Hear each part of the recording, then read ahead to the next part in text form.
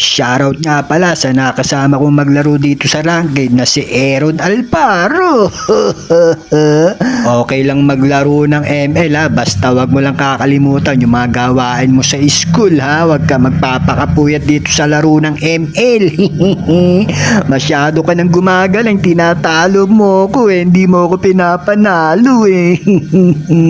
Lagi na lang akong talo sa'yo pag naglalaban tayo ng 1v1. At dito nga ay nabundol ako ni Johnson, kaya eto tirahin nyo na yung mga kalaban dito habang buhay pa ako. Takbo Aaron, takbo. Nakita ko nga yung mga kalaban na nagpa-farm dito sa farm namin, kaya sinugod ko. Dalawa pala yung kalaban dito, buti na lang dumating si Silvana, tinulungan niya ako, hindi niya ako iniwan. Kaso napitas ako, tumakbo ka na hanggat madami ka pang buhay. Pitas din siya. Aabangan ko nga dito si Udet, buti na lang hindi ako nabangga ni Johnson at tumalon nga dito si Silvana at napitas niya si Udet.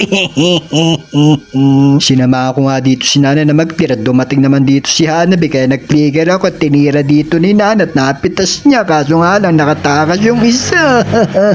Tutulong sana ako, nasa likuran ko pala yung takoyaki at dito napagtulungan si Johnson at napitas siya ni Nana, kaya eto tumakbo na tayo at dumadami na sila. Napakalaki nga ng laman ng kalaban at tignan nyo naman yung score namin sa score ng kalaban. Pero sana kayanin namin to. Natalunan nga ni Silvana si Johnson dito at nakatakas naman si Karina. Napansin nga namin napapalapit dito si Johnson, kaya nagtago muna kami. At napagtulungan namin siya tatlo. Dumating pa nga si Silvana, siya pa yung nakapitas, late na yung kasama niya. Sumugod na nga kami ni Silvana rito kasi tinulungan namin si Esmeralda, tinalunan ni Silvana dito si Anabi, kaya napitas niya.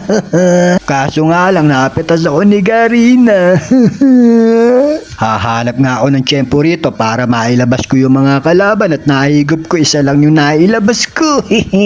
Sabay pasok ni Silvana at napitas naman ni Nana dito si yung isang kalaban. At napitas ni Silvana si Hanabi.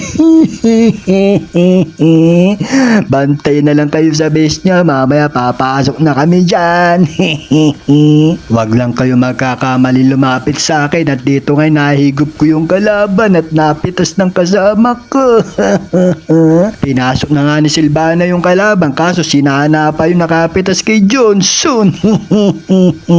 Sinugod na nga ni Esmeralda yung kalaban sa loob, kaya eto pumasok na din ako at nakita ko nga si Udet, kaya nilabas ko, nanalo kami. Maraming salamat sa panonood nyo. Bye!